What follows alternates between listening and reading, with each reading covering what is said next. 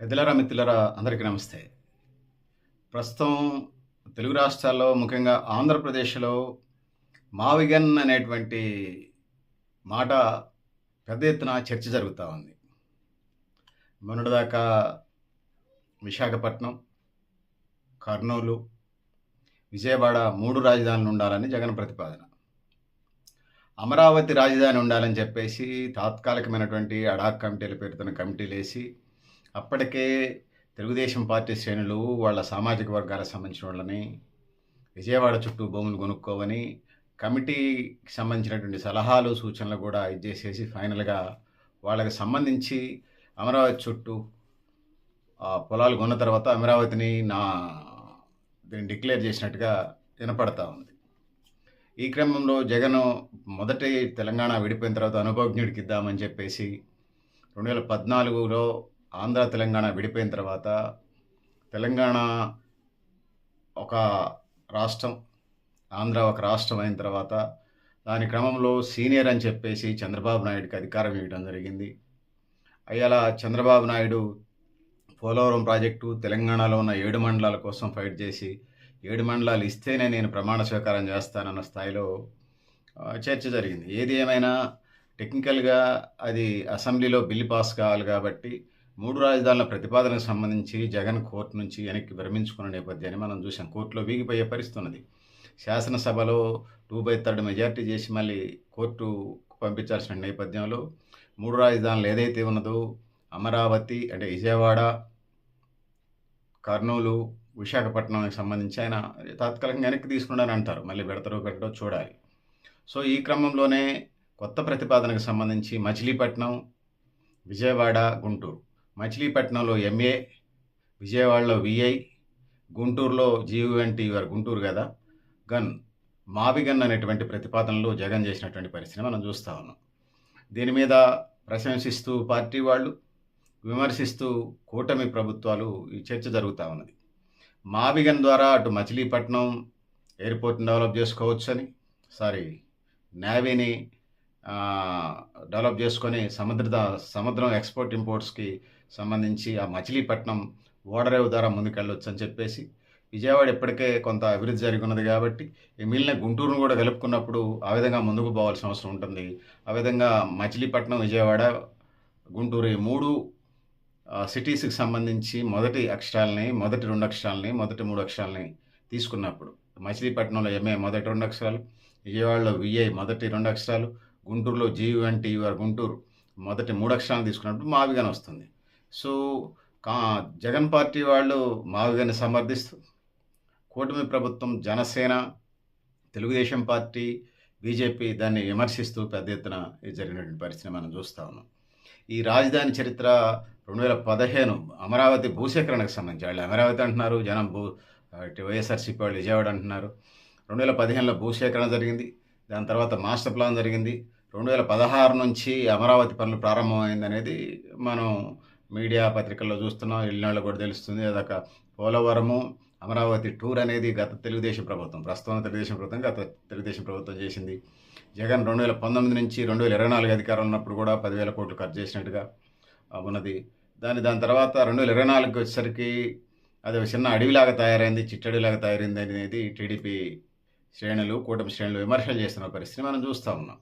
So Uttarandhra నిజంగా ఉత్తరాంధ్ర ప్రజల మీద జగన్కి ప్రేమ ఉందా లేదు అనేది టీడీపీ శ్రేణులు అంటున్నమాట.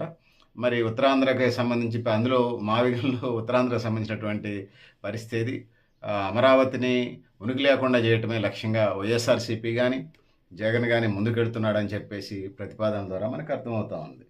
సో ఇది పరిస్థితి అనేది ఈ సందర్భంగా నేను తెలియజేసుకుంటా ఉన్నాను.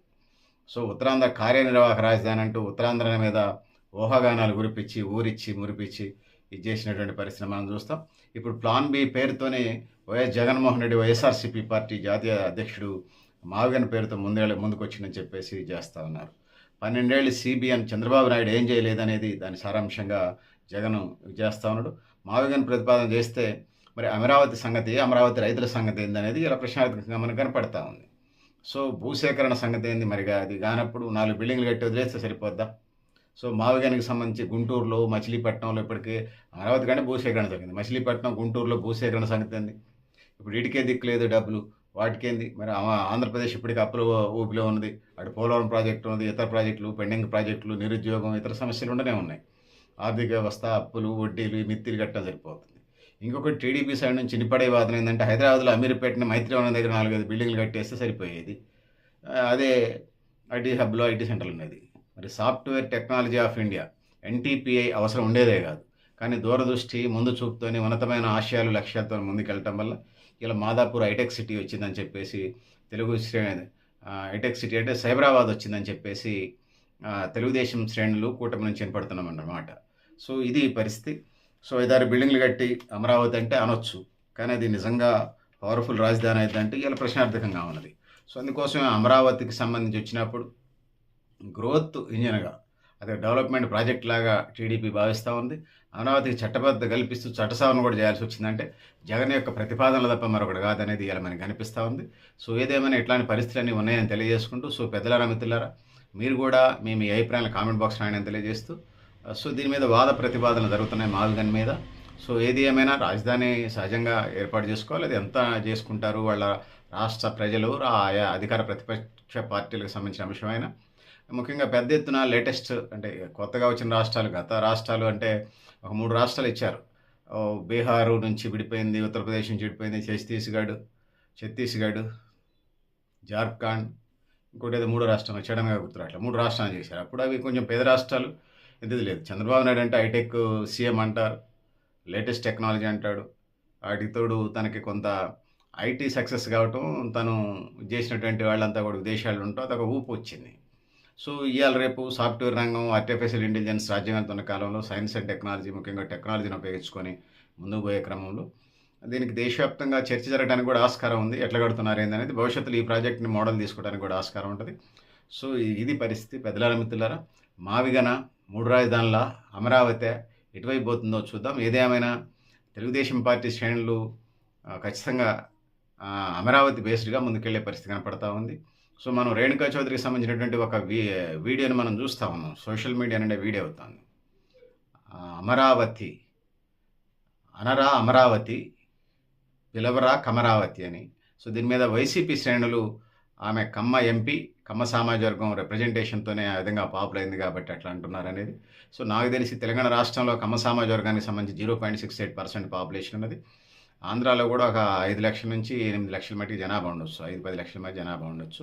మిగతా రాష్ట్రాలేమో ఉద్యోగ ఉపాధి అవకాశాల కోసం వెళ్ళి ఉండొచ్చు. కానీ అంత పెద్ద ఎత్తున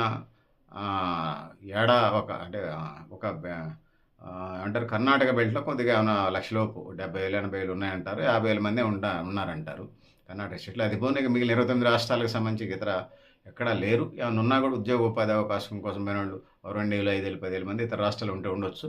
వీళ్ళంతా కొంత కమ్మ సామాజిక వర్గానికి సంబంధించి అంతా అమెరికా వెళ్ళినట్టుగా వైసీపీ శ్రేణులు చెప్తున్నటువంటి మాటగా మనకు వినపడతాం. మన టీవీలు చూసినప్పుడు, పత్రికలు చదివినప్పుడు, అనేక మ్యాగజైన్స్ చదివినప్పుడు, ఇవన్నీ మనం చదువుకుంటూ వెళ్ళినప్పుడు మనకి రోజువారీ దినచర్యలు అర్థమవుతున్న మాటగా ఉన్నది.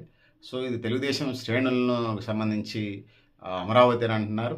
రేణుకా చౌదరికి సంబంధించిన మాటలని వైఎస్ఆర్సీపీ వాళ్ళు 0.68% కమ్మ సామాజిక వర్గం తెలంగాణలో ఉంటే, ఆంధ్రాలో 5-10 లక్షల మంది కూడా లేరు. మిగతా 29 రాష్ట్రాలు ఎక్కడ లేరు. ఉన్న 1 కొద్దిగా ఉద్యోగాల కోసం పోయారు. అది కూడా అక్కడ బీసీ సర్టిఫికేట్ తీసుకున్నారు. ఇక్కడ ఆంధ్ర, తెలంగాణలో ఫార్వర్డ్ కాస్ట్గా ఉన్నా కూడా ఓసీగా. మిగతా రాష్ట్రాల్లో వీళ్ళు ఉన్నసాట ప్రతిసాట మైనార్టీల పేరుతోనే బీసీ సర్టిఫికేట్ తీసుకున్నారు అనేది మాట కూడా వినపడతా ఉంది. సో ఈ కమ్మ వర్సెస్ రెడ్డి చందంగా మనకి కనపడతా ఉంది. సరే ఏది ఏమైనా వైఎస్ఆర్సీపీ శ్రేణులు నేను కలిసినప్పుడు మాట్లాడినప్పుడు అమరావతి చుట్టూ కమ్మ సామాజిక వర్గం వాళ్ళు కొనుక్కున్నారు. అందుకోసం దానికి ఇదయ్యారు. తెలుగుదేశం దానికి ముందే ఆ రోజు వాళ్ళ తెలుగుదేశం గవర్నమెంట్ ఉండటం వల్ల ఇట్లా జరిగింది కాబట్టి అచ్చం దాన్నే బేస్ చేస్తే ఇంకా 10 ఏళ్ళు 20 ఏళ్ళు మేము అధికారంలో ఉన్న అమరావతి మా హ్యాండ్ ఓవర్ కాదన్న ఫీల్డ్లో వైసీపీ శ్రేణులు ఉన్నట్టుగా మనకి వినపడతా ఉంది. ఇది పరిస్థితి. పెద్దలారా, మిత్రులారా, రాజకీయాల్లో ఏదైనా జరగవచ్చు.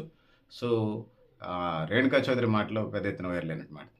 అనరా అమరావతి, పిలవరా కమరావతి అంటే కమ్మగా అనేది కమ్మ కులానికి సంబంధించిన, కమ్మ సామాజిక వర్గానికి సంబంధించినట్టుగా వైసీపీ శ్రేణులు మన సోషల్ మీడియా నిండా ట్రోల్ అవుతున్న పరిస్థితి మనం చూద్దాం. సో ఏది ఏమైనా ప్రజాస్వామ్యంలో మాట్లాడాక అందరికీ ఉంటుంది. సో పెద్దలారా, మిత్రులారా, మీరు కూడా మీ అభిప్రాయాలను కామెంట్ బాక్స్లో ఆయన తెలియజేస్తూ, నేను Garidepalli Satyanarayana, new Lakshya organisation. Thank you. పెద్దలారా, మిత్రులారా.